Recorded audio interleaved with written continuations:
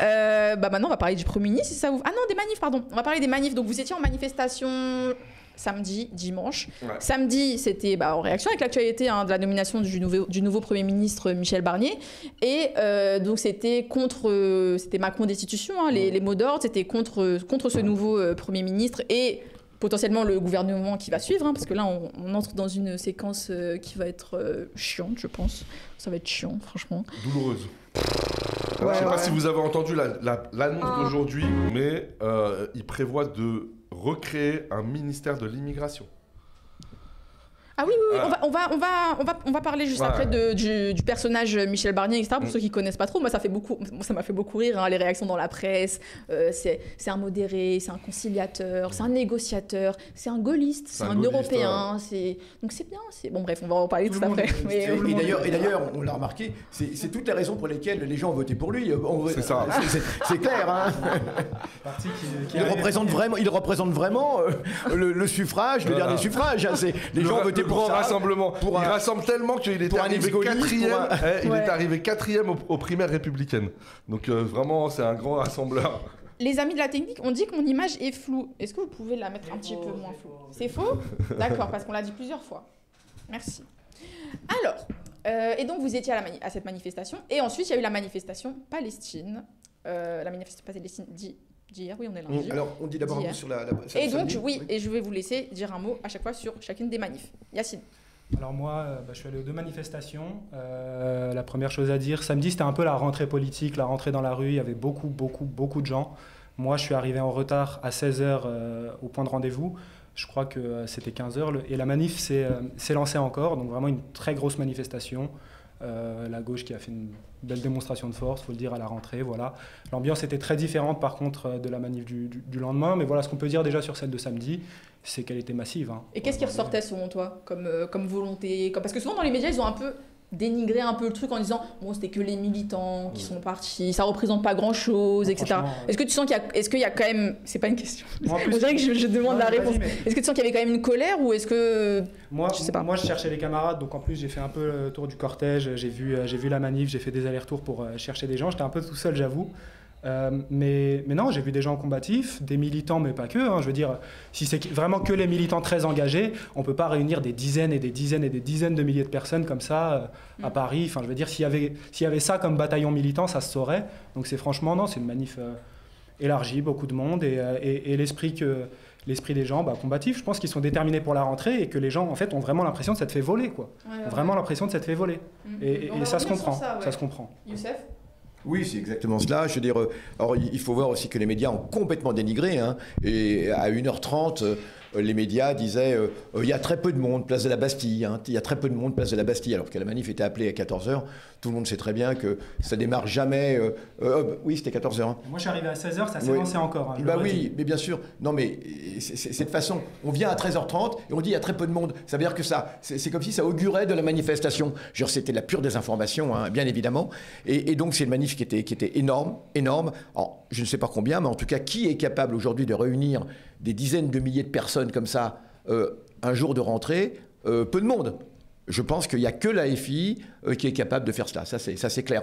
Alors, énormément de monde. Sachant que ni la CGT, ni le PS n'avaient appelé à manifester. Alors, on sait très bien que, par exemple, ne serait-ce que la CGT, lorsqu'elle mobilise ses adhérents, elle peut mettre pas mal de monde dans la rue. Bien sûr. Déjà, voilà, juste, on va dire, sur les forces, on va dire, assez resserrées autour de LFI et Europe Écologie Les Verts, on va dire. Oui. On peut dire ça comme ça. Mobiliser autant de monde, déjà, c'est pas mal. Oui, mobiliser autant de monde, et vraiment, c'était la jeunesse principalement, mais pas que. Mais quand on est capable de mettre sur le pavé des dizaines et des dizaines de milliers de jeunes, n'importe qui s'inquiète. N'importe qui s'inquiéterait. N'importe qui s'inquiéterait. Hein. Quand on inquiète la jeunesse, on inquiète l'avenir, je veux dire, c'est d'un pays. Et c'est ça qui absolument. Donc, c'est pas forcément des gens qui avaient l'habitude d'être là. C'était pas forcément que des militants. Hein. Mais c'était une très très belle démonstration. En dépit de la pluie, en dépit de tout cela, les gens étaient très combatifs. Hein. Et bien sûr, je pense qu'aujourd'hui, ça doit être ascendant parce que ce mouvement ne doit pas s'arrêter. Il y a, je le rappelle, une page en ligne qui appelle à demander la destitution de Macron. Et c'est vraiment, vraiment indispensable de le faire. Il y a déjà énormément de personnes, je crois qu'on doit en être pas loin de 200 000 actuellement, qui, même sans doute plus, qui appellent à la destitution, parce que c'est un véritable scandale. Les gens ont voté pour, majoritairement, malgré tout, pour un programme de gauche qui est précis, et on leur refile quoi? Une vieille ganache sortie des tiroirs de je ne sais où, d'accord? Ça, c'est vraiment très scandaleux. Alors, le Cazeneuve, ça n'a pas marché. On dirait tu sais, les mecs dans les films de Bernard Blier, à l'époque, tu sais, le vieux mec de droite, tu sais, que tu pensais que ça y est, c'était fini. On n'en verrait plus des comme ça. Ils ont réussi à t'en trouver un et à te le coller en Premier ministre. Et puis à le présenter, surtout à essayer de le repeindre, de le ripoliner, pour faire du neuf avec du très vieux, mais vraiment du très vieux et du très réactionnaire surtout, on va le voir. Oui, totalement. Mais moi, ce qui me choque aussi dans la réaction de ces médias mainstream, etc., c'est qu'ils ne s'inquiètent pas du fait que les gens soient découragés de la politique. C'est-à-dire qu'on n'arrête pas de dire qu'il y a une crise démocratique, les gens ne croient plus en la représentation politique, la représentation, le vote, voilà, l'abstention. Ils pleurent à chaque fois qu'il y a de l'abstention. C'est vraiment terrible, il y a de l'abstentionnisme, etc. Donc les gens là se sont bougés, et c'est ce qui revient toujours, tu sais, dans les radios France Inter, quand ils appellent des gens pour avoir les témoignages des gens. C'est ce que les gens, l'électorat de gauche dit, c'est je suis déçu, j'y ai cru, on m'a dit que j'allais voter et que mon résultat allait être entendu, mais j'ai voté pour la gauche a relativement gagné, on va y revenir aussi. Ils sont arrivés premiers. Ils sont arrivés premiers, petit aparté, mais c'est aussi pour ça où, il faut aussi expliquer ça aux gens, Macron n'était pas obligé de nommer le MNFP, on n'est pas dans quelque chose d'illégal. Là, on reste dans un jeu politique où Macron, il joue ses cartes. Macron, il a envie de nommer quelqu'un de LR et faire ses affaires avec l'extrême droite, il le fait. Bon, nous, ensuite, on doit encaisser. Mais c'est-à-dire que il y a de la stratégie du jeu politique qui n'est pas illégale, mais les gens croient en la politique et en l'idée de la politique de je gagne l'élection, donc je dois avoir mon Premier ministre et ensuite un gouvernement, etc. Et c'est vrai, Macron aurait pu faire le compromis du NFP, nommer Lucie Castet qui essaye de faire un gouvernement, etc. Il aurait pu le faire, c'est pas non plus non, c'est hors de question, il aurait jamais pu le faire, non, c'est juste qu'il n'avait pas vraiment intérêt à le faire, mais on va y revenir. Et donc ces élites-là se plaignent du fait que les gens ne croient plus à la politique.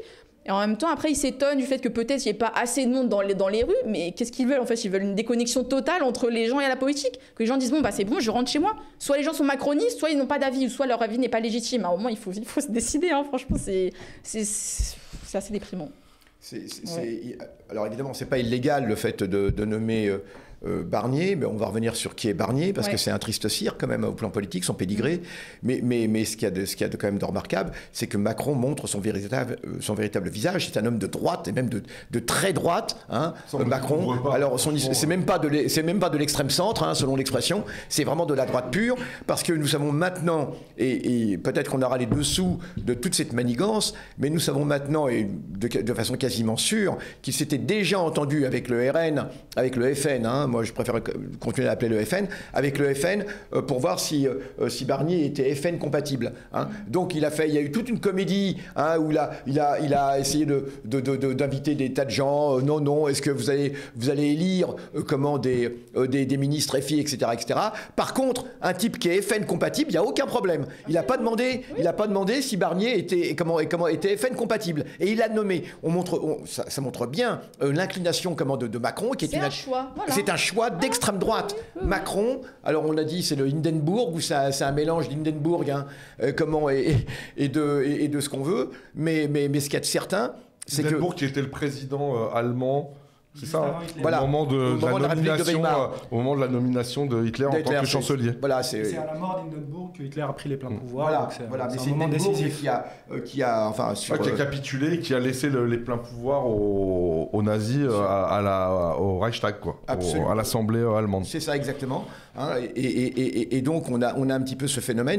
C'est Macron qui est en train de paver la voie, de paver l'avenue au pouvoir du RN. Mais c'est absolument incroyable, parce que c'est comme si c'était le RM qui faisait les rois dans ce pays. C'est le RN qui fait les rois. Il est allé voir, non mais c'est absolument incroyable, il n'a pas demandé si la gauche, qui est quand même majoritaire, allait censurer. Non, ce qui l'intéressait Macron, c'est de savoir si le RN comment accepterait son poulain. Mais c'est un scandale. Français, vous êtes actuellement dirigé par une clique où l'extrême droite est en train directement de prendre le pouvoir complètement et de façon démocratique. Donc ce que tu es en train de dire, c'est que c'est pas une question de nombre ou de quantité. C'est pas parce que le NFP a plus de sièges que Macron allait forcément gouverner avec eux. Tu dis que là, Macron choisit de travailler avec l'extrême droite alors qu'il n'est pas forcé au niveau électoral ou politique. Absolument, il n'était pas du tout forcé. Et pourquoi il le fait alors? Alors la référence, c'est bon. Il y avait la 4ème République, ensuite la 5e République. Alors l'idée, vous savez, la 4ème République, c'était ce qu'on appelait la valse des ministères. C'était l'instabilité ministérielle sans cesse, parce que les gouvernements ne pouvaient gouverner qu'en faisant de larges coalitions. Hein. Il n'y avait aucun parti qui réunissait assez de voix à lui seul, de députés. Donc il était obligé de faire de grandes coalitions, et ces coalitions étaient forcément instables, et au moindre problème, il y a un parti qui se retirait de la coalition. Ça. Mais là c'est pas le cas. Donc la 5e République a voulu stabiliser les choses. Et du coup, c'est ce que De Gaulle appelait, il était contre ce qu'on appelait la République des partis, pour stigmatiser la 4e. Sauf le sien. Alors, sauf le sien, évidemment. Mais justement, donc il a essayé de mettre en place. Mais c'est incroyable quand même, c'est que, évidemment, c'est pas illégal au sens formel, mais Macron actuellement, il faut le savoir, il a une bande de constitutionnalistes avec lui qui sont en train d'étudier les moindres petits détails, les moindres petits interstices qu'il y a dans la Constitution. On va pouvoir se glisser, et c'est ça qui est absolument ignoble. On sent qu'on est au bout du bout là. Mais bien sûr, c'est ça. Elle est quand même tordue, donc peut-être que c'est légal, peut-être pas. Nous, on n'est pas des constitutionnalistes ici, mais on sent qu'il est allé au bout du bout là. Il l'a tordu.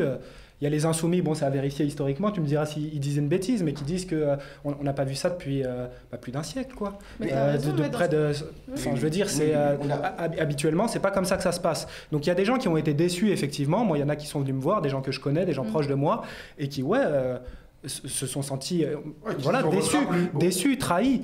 Ces gens-là, oui, ça va être compliqué de les renvoyer aux urnes, mais je veux dire, faut bien comprendre, peut-être pas qu'ils m'ont dit on votera plus, parce que les gens ont de l'espoir, et moi je les trouve combatifs, mais moi-même qui suis de très près la politique depuis pas mal de temps maintenant, je m'y attendais pas, j'avoue, je suis subjugué de ce qui se passe. Okay. Il y a vraiment, on sent vraiment qu'on est au bout du bout de la 5e, enfin moi je me l'explique pas qu'on puisse skip une élection comme ça, perdre une élection et garder le pouvoir derrière 2 fois, ça fait beaucoup, les gens sont stupéfaits.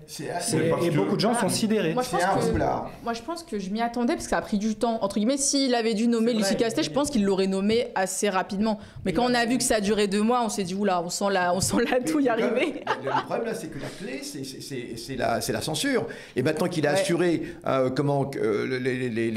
les fachos ont dit. Il y a des gens qui disent que t'es BG, Yacine. Voilà, fais ce que tu veux de cette info. Voilà. Je suis assez stressé comme ça. Ouais, Youssef, désolé. Mais oui, c'est ça. Donc, ce qu'il y a d'incroyable, c'est que c'est vraiment un roublard. C'est que l'AFI a raison de dire que depuis un siècle, on n'a pas vu cela. C'est qu'en général, il y a ce qu'on appelle le droit positif, mais il y a aussi l'esprit de la loi. Et de toute évidence, il a trahi complètement l'esprit de la loi. Parce que la Constitution et la légalité, c'est pas uniquement les lois écrites comme ça, bien évidemment, ce serait, c'est pas des recettes de cuisine. Qu'il a lui-même utilisé. Mais bien sûr. Voilà. Mais bien sûr. Parce que Macron, aux élections législatives, l'année de son élection, il n'avait pas la vraie majorité. Il avait une majorité relative. Mais il a utilisé 270. Mais il a utilisé cet argument pour dire que pour gouverner, il faut que ce soit un ministre de chez moi. Ensuite, je gouvernerai avec la droite, blablabla. Mais bon, il a utilisé cet argument-là, comme tu dis, l'esprit de la loi, pour légitimer son gouvernement, son Premier ministre, etc. Et donc là, c'est pour ça qu'il a l'air un peu d'un idiot ou de quelqu'un qui prend les gens pour des idiots en disant maintenant que ça m'arrange pas, non en fait. Mais non, il prend ce pays. Maintenant que ça m'arrange pas, non. Moi, ce qui me gêne un petit peu, je parle pas de vous, je parle dans l'observation que je peux avoir, c'est la personnalisation, tu vois. C'est-à-dire qu'effectivement... De Macron ou de Michel Barnier? La personnalisation de la problématique, quoi. C'est de dire, le problème, c'est Macron. Ah oui. Mais en fait, là, pour moi, on s'est pris un truc en pleine gueule avec la nomination de Michel Barnier. C'est vraiment ce qu'on appelle ce dont parle Ouria dans Beauf et Barbare, c'est vraiment le pacte racial. Le pacte racial. Parce que là... On assiste à quoi? On assiste à une coalition qui inclut le RN, même s'ils ne peuvent pas vraiment le dire. Ils ne peuvent pas l'affirmer et être sur la photo et être dans le gouvernement, etc. Mais ils font partie du pacte. Jusqu'à la partie droite du PS C'est-à-dire, y compris les Cazeneuve, les Valls qu'on n'a pas trop vus, mais je pense qui travaillaient en coulisses, etc. Et donc qui jouaient un peu les rôles de, j'allais dire, de lièvres. C'est-à-dire qu'ils ont envoyé des lièvres en disant « Ouais, ça sera peut-être Cazeneuve, etc. » Ils ont envoyé un peu des fausses pistes. Des ballons d'essai. Ouais, puis des fausses pistes. Mais en même temps, ça permettait de baliser. De dire, voilà, le bloc, d'envoyer un message, si tu veux, à leur peuple, à ce qu'ils considèrent être le peuple légitime, on va dire, qui va vraiment du RN à ces traîtres du PS. Et là, par contre, toi, je te demandais si les personnes disaient que si elles n'allaient plus voter. Moi, je sais que parmi mes proches, des gens qui ont déjà beaucoup de mal à voter, tu vois, et qui ont été vers notamment la France Insoumise pour les élections européennes, législatives et même présidentielles. Là, il y a des gens, ça va être très compliqué, les gars. Ça va être très compliqué. Moi, je vous dis, faut pas prendre ça à la légère. Là, dans les prochaines échéances, et je termine par là, dans les prochaines échéances, ça va être très très très compliqué de mobiliser un certain électorat. Exactement. Voilà. Oui. Ne minimisez pas ce point. Petit aparté sur le chat, il y a quelqu'un qui a dit la jeune fille s'exprime super bien, elle est au lycée. Non mais c'est une blague ou quoi? Quand ça je suis au lycée, juste parce que je me suis attaché les cheveux, vous dites que je suis au lycée, mais n'importe quoi. Mehdi, tu me bannes ce strike 84. Ouais, pour quelques minutes. Pour lui faire comprendre. Non, pour lui faire comprendre. Non, c'est une blague. Moi je le banne, mais... Non, c'est une blague. Ça s'appelle comment? 10 minutes, juste non, pour le... ça me fait rire. Ça me fait rire, un peu ça me fait rire. Merde. Non, c'est drôle, ça m'a fait rire. Non, mais... On devrait se vous voyez, hein. Bah alors, exactement. Juste pour reparler plus sérieusement... Attends, je voulais dire autre chose. Ah, je t'en prie, excuse-moi. Non, vas-y, en fait. Je rebondis après. C'est intéressant ce que tu dis, Samir, et en vrai, quand on regarde les 10... C'est la première fois qu'on me dit ça ici. Moi, je le pense, Samir, c'est très sincère, c'est très sincère. Et ça doit pas être la première fois qu'on te dit ça. Mais on est dans un pays, ces 10-15 dernières années, qui a été... Youssef, toi tu connais bien cette époque, sans vouloir, bon. Mais le référendum de 2005, il a marqué un tournant. C'est-à-dire quand on a squeeze le vote des gens en 2005, ça a marqué durablement la vie politique des 5, 10, 15 années suivantes. Jusqu'à aujourd'hui. Et franchement, là, quand je vois... moi j'ai mes biais, et l'analyse en termes de génération, elle a ses limites. Mais quand je vois les jeunes autour de moi, il y a vraiment quelque chose qui a été brisé, j'ai l'impression. Et peut-être que dans 10 ans, on compare à ça. Par exemple, le référendum de 2005, faut prendre la mesure de ce qui s'est passé, en fait. C'est un grand moment politique. C'est de nature différente, mais en termes d'impact, d'intensité... Franchement, c'est comparable. C'est comparable. C'était juste après, quoi. Ouais. Enfin, je veux dire, il y avait eu le traité de Lisbonne 2 ans après, je crois, pour faire passer la pilule. Là, juste après la défaite de Macron à 2 élections, il garde le pouvoir, il garde la main. Et avec qui? Avec un Premier ministre qui ne va pas être censuré par l'extrême droite. Oui, tu as tout à fait raison. Il semblerait. C'est-à-dire qu'auparavant, on était dans ce qu'on appelle la démocratie formelle, réelle. Aujourd'hui, on est à la démocratie réelle, c'est-à-dire l'absence totale de démocratie. Parce que la démocratie n'est que le masque derrière lequel la dictature impérialiste se cache. Alors auparavant, bourgeoise, et auparavant, on pouvait encore maintenir, donc on était dans une démocratie formelle, on n'avait pas besoin de la trahir. Tandis qu'aujourd'hui, ils ne prennent même plus de gants, ils n'ont même plus besoin, etc. C'est-à-dire qu'ils trahissent exactement ce pourquoi ils prétendent être au pouvoir. Et aujourd'hui, on est dans une situation où les masques tombent. D'une certaine façon, c'est positif. C'est-à-dire qu'il faut aussi expliquer. Alors, tout le problème, c'est ces gens qui sont déçus, qui y croient vraiment, etc. Il faut surtout qu'ils s'accrochent. Il faut continuer à voter, malgré tout. Et surtout pour les partis qui représentent vraiment une alternative. Pourquoi il faut continuer à voter? Alors, il faut continuer à voter parce que comme on dit, il faut accompagner le menteur jusqu'à la porte de sa maison. Ce fameux proverbe que j'aime bien, et ce menteur prétendument démocratique, républicain, qui n'est que la face de l'impérialisme, eh bien, il faut l'accompagner. Ça veut dire que vous prétendez être dans la légalité, on va montrer que c'est vous qui êtes dans l'illégalité. Et si le peuple de France, si le peuple de ce pays décide d'utiliser d'autres moyens que les moyens démocratiques, eh bien, ce sera parfaitement légal, parce que c'est inscrit dans la première Constitution, vous savez, le droit à l'insurrection. Et donc voilà, donc pour l'instant, il est nécessaire d'accompagner ces menteurs et arriver à leur maison, leur dire regardez, le roi est nu, vous ne faites que mentir. Alors, quoi maintenant? Qu'est-ce qu'on fait maintenant pour changer la situation? Vous croyez que ce peuple va supporter cette dictature encore longtemps? Oui. Voilà, il faut que les choses soient claires. C'est pour ça qu'on a quand même besoin de continuer à voter pour les démasquer. C'est intéressant ce que tu dis par rapport aux gens qui sont démoralisés, qui sont déprimés, qui veulent plus aller voter et tout. Là, on fait notre petit rôle de papa, maman militante parce que je ne suis pas au lycée. Et donc ça, c'est intéressant parce que... Tu as 38 ans, on peut le dire. Ouais, j'ai 38 ans. Juste le fait que Macron ait dû mettre 59 jours, je crois, au moins, enfin une cinquantaine de jours. 52 jours. 52 jours, mais merci les JO, beaucoup. tu connais. Oui, la trêve démocratique, il a inventé ça, je sais pas où, il a sorti ça de son chapeau. La trêve démocratique. Il a dit, je peux pas, j'ai JO. Je peux pas, j'ai JO. Je vais regarder. J'ai piscine dans la Seine, j'ai dépensé 14 milliards pour choper des boutons. Je dois aller regarder le volet, je peux pas. Non mais oui.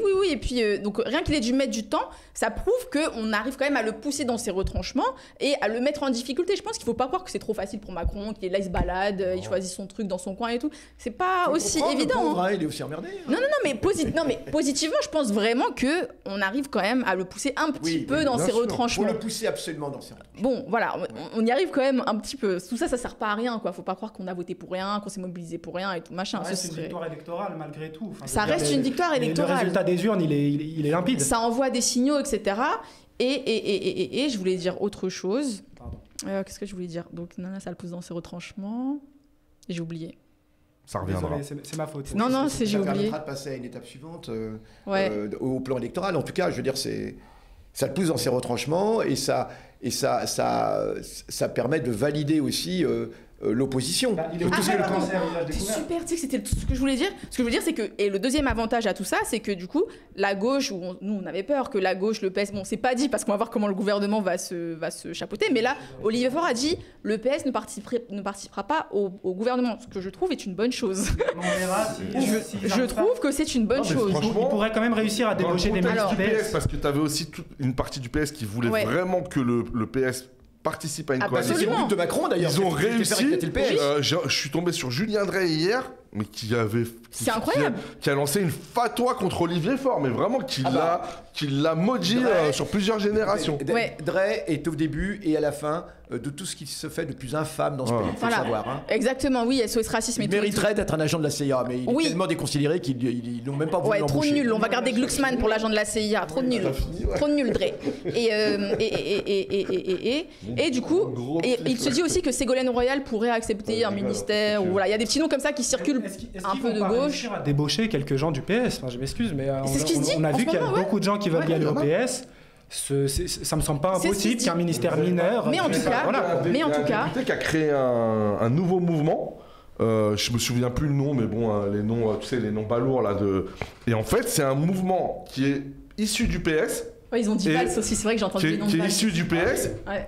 Un mouvement qui est issu du PS et qui a pour vocation de sortir justement de cette coalition avec la France Insoumise et de se tourner vers le centre. Ah bah oui. Pas étonnant. Il y a toujours eu des micro-partis. C'est une très bonne chose, moi je trouve. Ça permet d'épurer un peu la vie politique. Mais donc on se retrouve, et c'est le côté positif, on se retrouve avec une gauche qui reste dans l'opposition malgré tout et qui là a le boulevard de se retrouver dans l'opposition avec ses avantages et ses inconvénients. Bon, l'inconvénient c'est que tu peux pas faire grand chose et l'avantage c'est que tu marques ta ligne politique et que tu peux quand même mener des actions contre le gouvernement, contre le machin et tout et tout.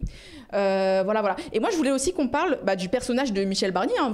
J'avais évoqué rapidement tout à l'heure, disant qu'il a été présenté comme un gaulliste, comme un centriste. Voilà. Ça c'est ce qui ressort. C'est un centriste, parce qu'il avait participé en tant que commissaire à l'Union européenne aux négociations du Brexit pour la France. Il a participé à 2 gouvernements de Sarkozy et de Chirac, je crois. Sarkozy et Chirac. Voilà. Et bon, il a un rôle d'homme sérieux, politique, etc.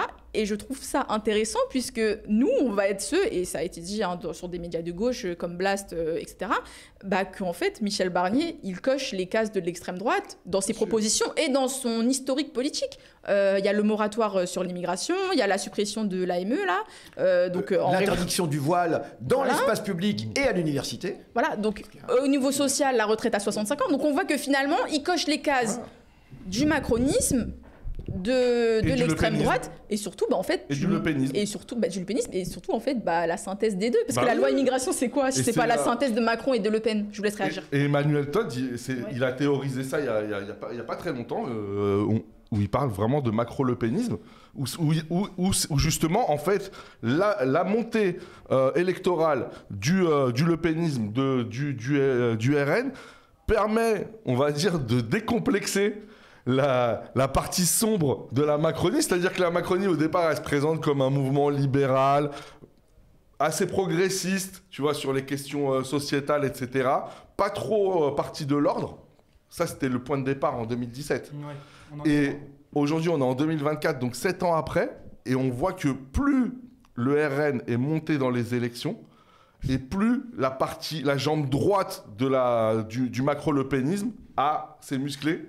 Oui, d'ailleurs, qu'est-ce qui se passe ? Il y a des trucs drôles. Regarde un peu, il y a des trucs marrants, n'hésitez pas à réagir. Et aujourd'hui, on arrive à un point, peut-être pas un point ultime, mais en tout cas un point, j'allais dire, d'intensité très forte, où ce résultat des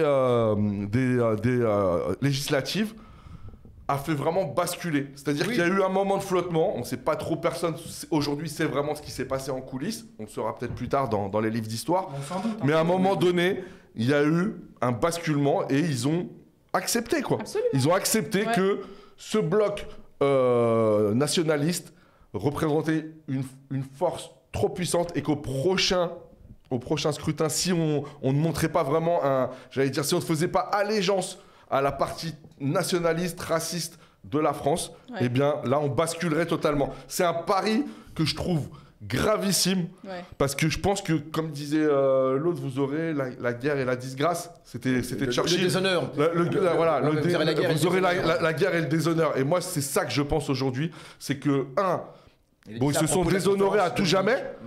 Tous ceux qui participent de près ou de loin à la Macronie, aujourd'hui je voyais un plateau où ils parlaient d'apaisement. Il faut apaiser, il faut apaiser. C'est lui, en fait, c'est le bon choix face à la division du pays. Moi je vous dis, ça va rien apaiser du tout. Je crois qu'ils auront la disgrâce parce que en faisant ça, ils ouvrent une voie royale pour le lepénisme, le vrai lepénisme, et peut-être pire, Mais en plus de ça, avant d'y arriver, moi je crains, je le crains. Je trouve que c'est totalement légitime qu'il y ait des réponses populaires, des réponses, j'allais dire, parce que ce que le peuple ne pourra pas faire à travers les urnes, à travers l'expression démocratique, à un moment donné, on voit CF les gilets jaunes, CF d'autres, CF les mobilisations contre les retraites et CF aussi les émeutes pour Naël. Tout ça, à un moment donné, volontairement j'associe les trois.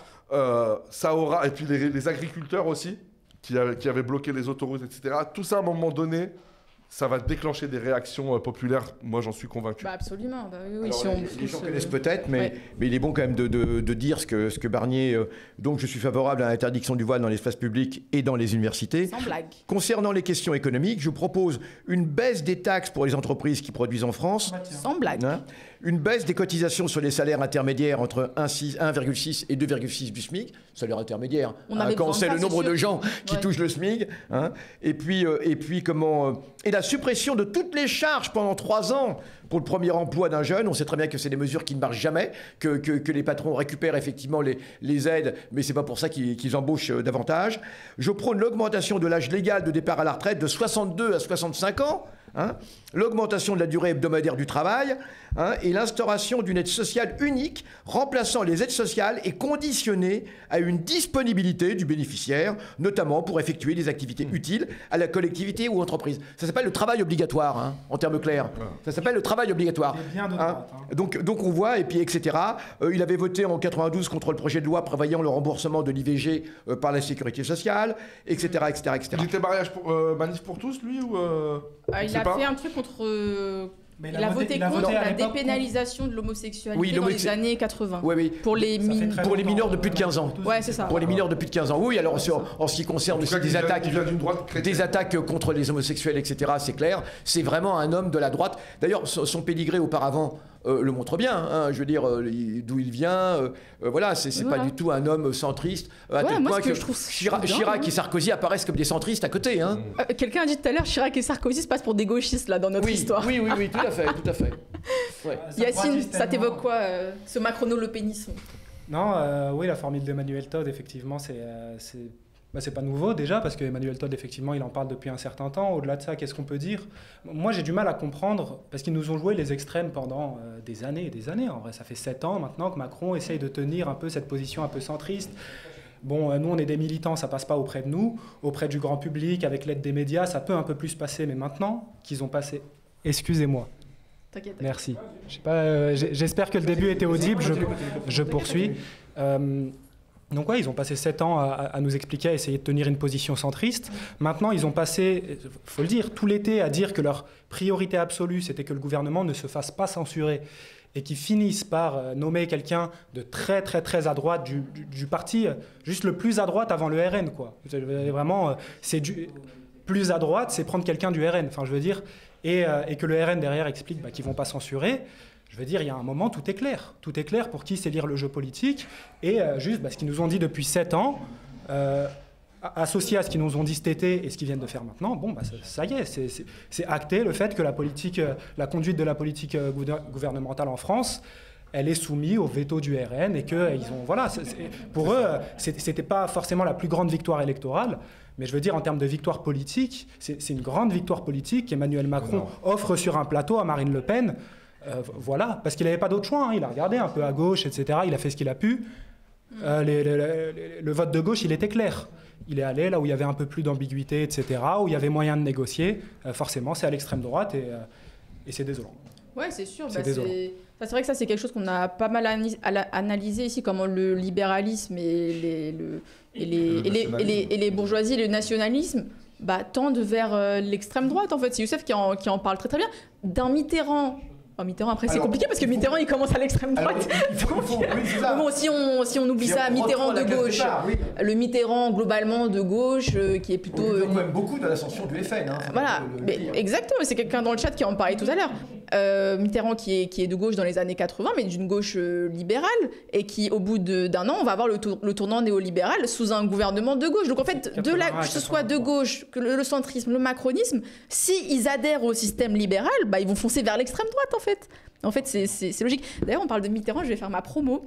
Je suis en train de bosser sur le livre de Thomas Deltombe sur la France-Afrique, qui a fait un énorme travail. C'est pas sur la France-Afrique, je me suis plantée dans mon tweet, mais c'est sur plutôt les origines de la France-Afrique. En fait, je reviens sur le rôle qu'a joué Mitterrand dans ses premiers mandats, dans l'attachement à l'Empire français et dans la construction de l'Union française et de comment est-ce qu'on pense cette transition entre on perd les colonies qu'on soumettait à il faut garder les colonies et l'Empire français dans notre giron sans utiliser forcément le système autoritaire, la force, etc.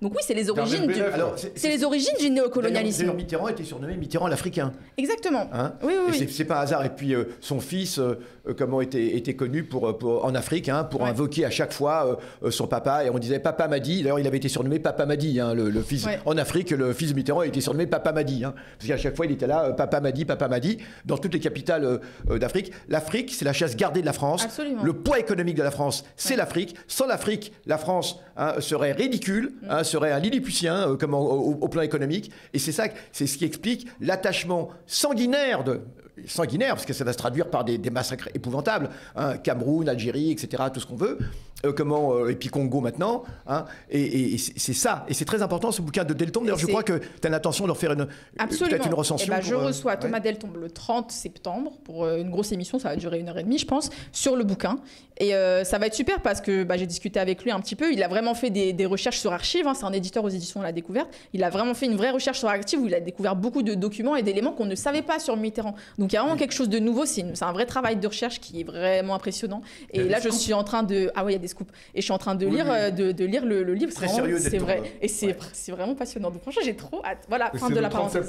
Le 30 septembre, sur Parole d'honneur. Donc le lundi, après le Bandung. Voilà, je vais faire ma parenthèse. Voilà. Donc oui, comment le libéralisme, qu'on soit de gauche ou du centre, ça tend vers l'extrême droite, en fait. Il a besoin de l'ordre. Là, c'est-à-dire qu'ils comprennent que si ils laissent filer et si ils donnent trop de marge de manœuvre à la gauche et notamment à l'AFI, moi, j'ai jamais vu ça de mon vivant. Je sais pas ce que t'en penses, Youssef, mais comment la France insoumise, elle est ostracisée matin, midi, soir, ça, on l'a subi toute que ce soit par tous les partis qui s'opposent, y compris à l'intérieur de la soi-disant, j'allais dire, coalition qui est censée être le nouveau Front Populaire, où il y a des éléments plus que fragiles, on va dire, pour dire les choses de manière, j'allais dire, soft. Les médias, franchement, les médias, c'est-à-dire que quand tu vois le traitement médiatique, c'était dimanche, hier matin, Manuel Bompard sur Europe 1 CNews. Waouh! Je veux dire, il faut être vraiment d'un sacré niveau pour pouvoir tenir le coup face à cette opposition qui arrive de tous les côtés. Attendez, petite pause. Il y a Tata Drapi qui a fait un raid de 56 personnes. Merci beaucoup. Merci, bienvenue. Tata. Merci Drapi. Merci Drapi. Il faudra peut-être l'inviter un jour. Hein. Bienvenue, Ce serait très sympathique de l'inviter un jour, Tata Drapi. Bah oui, de ouf. Bah oui, c'est une copine. Elle est déjà venue. Elle était déjà venue. Elle a réuni plein de créateurs de contenu. Elle était super, cette émission. Ouais, elle est super. On la salue parce qu'elle c'est une personne très sympathique. Je suis désolée, je fais que vous couper, mais c'est aussi parce qu'il y a un chat. Mais vous le prenez pas mal. Tu fais bien. Coupe, même quand il y a des dons et tout, c'est normal. Et donc priorité au direct, comme on dit. Et donc juste pour finir, parce que j'avais fini, vraiment il y a deux choses qui m'ont vraiment choqué. Donc c'est cet acharnement à criminaliser. Vraiment à criminaliser, parce que il y a eu pendant tout l'été, je trouve qu'il y a eu un procès qui avait déjà commencé avant, mais là qui a pris une intensité très, très violente, un procès en antisémitisme sur les membres de l'AFI. Encore oui. Bien sûr, ça n'arrête pas, et notamment par une radio, par le truchement d'une radio qui s'appelle Radio J, mais également relayée ensuite par CNews, une radio très réactionnaire. Voilà, et qui en fait, on voit venir les uns après les autres des personnalités, et à chaque fois, voilà, on leur demande de nommer ou de qualifier, de qualifier la France insoumise. Et donc, voilà, le passage obligé, c'est de dire oui, la France insoumise est antisémite, ils tiennent des propos antisémites. Et à chaque fois, les insoumis demandent encore jusqu'à aujourd'hui, mais selon quelle loi? Quelle loi a été enfreinte? Et si c'est le cas, portée devant les tribunaux. Quels propos? Quel écrit? Et jusqu'à aujourd'hui, on attend toujours, mais je trouve que c'est un climat qui est ultra, inquiétant, parce que ça aussi, ça renvoie aussi à la discussion sur la deuxième manif, quand on parlera de Iman. Il y a ce côté, on veut trouver, et on va trouver. C'est-à-dire, je veux te faire la peau, donc pour l'instant, je nomme ça, antisémitisme, c'est empreint d'antisémitisme, mais on va trouver. Ce qui compte, c'est d'avoir la suspicion. D'avoir la suspicion, mais je nuance un petit peu. Quand tu dis la France insoumise n'a jamais été poursuivie, etc., faut se méfier, parce que demain, ils sont parfaitement capables de la poursuivre et de finalement de la faire condamner pour n'importe quoi. Le problème est là, c'est qu'on ne peut même plus avoir confiance dans le droit, qui était relativement respecté, plus ou moins. Mais là, ce qui est extrêmement grave, on l'a vu pour l'affaire de BDS, où à chaque fois, on frôle l'interdiction légale, je dis bien légale, alors que c'est parfaitement légal de le faire, mais on est au bord de l'illégalité. Les différents imams. Les imams qui ont été expulsés ou qui sont en passe de lettres. Ben oui, c'est-à-dire qu'on ne peut même plus dire aujourd'hui. Le président de l'association de Pessac. Alors, et ça nous permettra de faire la transition avec la manif, c'est qu'aujourd'hui, je l'ai dit, il n'y a plus aucun imam qui ose simplement faire des prières pour Gaza, pour les victimes, des prières pour les victimes, parce que ce qui est un homme de religion, c'est son rôle quand même. Et bien dans les mosquées, il n'y a plus aucun imam, et ça j'ai eu confirmation par quantité d'amis, qui ose simplement faire des doigts et faire des prières pour les victimes de Gaza, par crainte de subir l'opprobre. Et puis c'est extrêmement grave. Parce qu'il en reste au moins un. Oui, on le connaît, notre ami.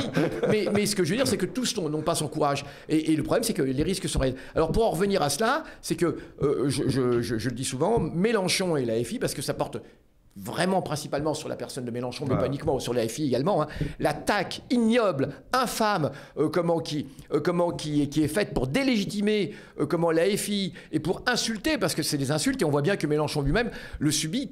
Bah oui, parce que quand vous êtes insulté comme ça, le but est de déstabiliser la personne et de faire qu'elle arrête. Ça a un objectif.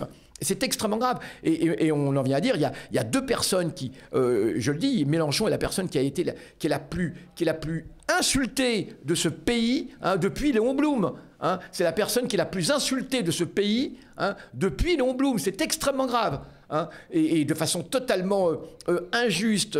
Même Pierre Poujade, hein, le fameux, à l'origine du poujadisme, ce qu'on appelle le poujadisme, hein, qui était quand même crypto-facho, enfin hyper réactionnaire, n'a jamais été insulté de cette façon. Hein, on le critiquait, etc. Mais on dit, il faisait partie il représentait une partie du corps électoral. Mais Mélenchon et la FI, je trouve ça absolument ignoble, ce qui est fait. Mais absolument ignoble. Et il faudrait que ces gens rendent des comptes un jour. Hein, légalement, évidemment, puisque nous sommes des légalistes, comme vous l'avez compris, hein, grand sourire, jusqu'à preuve du contraire. Hein. Mais bon... Toujours ajouté politiquement. Politiquement, les voies du Seigneur sont impénétrables. Mais en tout cas, eh bien, je le dis, c'est extrêmement grave. Extrêmement grave. Et le pire, ce sont les gens... Alors le pire que le pouvoir fasse ça, un petit peu, c'est normal. C'est normal, c'est le boulot de toute cette clique de fachos, là, de Macron au RN. Mais ce qu'il y a de grave, c'est que ça mord sur une partie de la gauche et ça mord aussi sur... Tu as le bonjour de Jérôme Guedj, d'ailleurs. Comment ? Tu as le bonjour de Jérôme Guedj. Oui. Notre ami Guedj, qu'on avait interpellé à la manif pour notre regretté Naël, voilà, à la suite. Donc, oui, j'ai assisté à ça. Bah oui. Oui, tu as assisté à cela. J'ai même un ami qui a filmé. Oui, t'as un ami. Vous n'aurez pas cette vidéo. Et je l'ai, la vidéo. On pourrait la diffuser un jour, ce serait rigolo. C'est parti des best-of. Dans longtemps, dans un documentaire. Moi qui interpelle Jérôme Guedj. Alors toujours est-il que voilà, et je ne sais pas, on est devant quelque chose d'extrêmement grave, je le dis bien, un déni total de justice, de légalité. Hein, voilà. Alors dans ces conditions, il faut être encore plus convaincu. Hein, c'est un appel à ce que les gens soient encore beaucoup plus convaincus, beaucoup plus déterminés, beaucoup plus fermes, parce que les jours qui viennent et les années qui viennent vont être extrêmement durs. Hein. Donc on a besoin que tout le monde soit là. Et c'est quand vous avez autour de vous quelqu'un qui dit « Ah mais Mélenchon tout de même, etc. » Vous le mettez en demeure de dire « Ah bon, tu l'as entendu, sur quoi, etc. » et de demander les preuves. Hein. Personne ne va te toucher, Mélenchon. En général, ils répondent c'est tweet. Moi je te suis, c'est des gens qui sont même pas sur Twitter et qui vont répondre c'est tweet. C'est jamais clair, comme je disais tout à l'heure. Ce qui compte, c'est d'avoir la suspicion. Ouais, la polémique sur les financiers. Oui, voilà. Bon, il y en a eu toujours tellement. La suspicion, voilà. À la fin, on s'en souvient, et à la fin, on s'en souvient pas tellement. C'est à chaque fois de petits trucs. Ouais, il y a eu beaucoup de choses. Je ne donne même pas des éléments, j'allais dire, factuels. Ouais. Moi, par exemple, souvent, quand je parle avec des gens, j'habite dans une ville, je travaille dans une ville où il n'y a pas beaucoup de mélenchonistes. Donc, comme ça m'arrive d'en discuter, ils disent. J'allais le dire en plus. Bref, ils disent, il est agressif. Voilà. Oui, le truc c'est ouais non mais moi j'aime pas, il est trop agressif. Depuis l'affaire le président c'est moi. C'est comme quand on dit les gens qui disent il est violent. Je dis mais non ce qui est violent c'est ce que subissent les gens que défendent la France insoumise. C'est ça qui est violent. Ce qui est violent, c'est qu'aujourd'hui, cette semaine, il y a plus de 600 000 enfants et adolescents palestiniens qui n'ont pas fait de rentrée parce que toutes les écoles de la bande de Gaza, parce que toutes les écoles de la bande de Gaza, elles ont été rasées par l'armée israélienne. Ce qui est violent, c'est tous les gens qui ont été virés de la région parisienne, de Paris, qui ont été sortis pendant les JO et pour que Paris puisse donner une image de beauté, de concorde, etc. Ça, c'est violent. Ce qui est violent, c'est tous les gens les étudiants, on en entendait parler encore là, il y a quelques jours, qui ne sont pas en mesure de faire tous les repas, de prendre tous leurs repas dans la semaine par manque de moyens. Ça, c'est violent. Et c'est à ça que notamment la France insoumise, c'est notamment à ça que j'allais dire que s'attelle la France insoumise. Et ça, c'est violent. Ça, c'est de la violence. Après, bien sûr, dans la forme, bien sûr qu'on aimerait tous être apaisés. Des bisounours. Mais par moments, il y a des choses, comme disait l'autre, il y a des colères qui sont saines. Oui, et donc juste pour dire, 600 000 étudiants et élèves palestiniens n'ont pas fait de rentrée. 600 000, 17 000 enfants sont morts, et 2100 bébés ont été tués également, d'accord ? Et 600 000 ont perdu déjà toute une année, et à mon avis, ils vont encore perdre une deuxième année.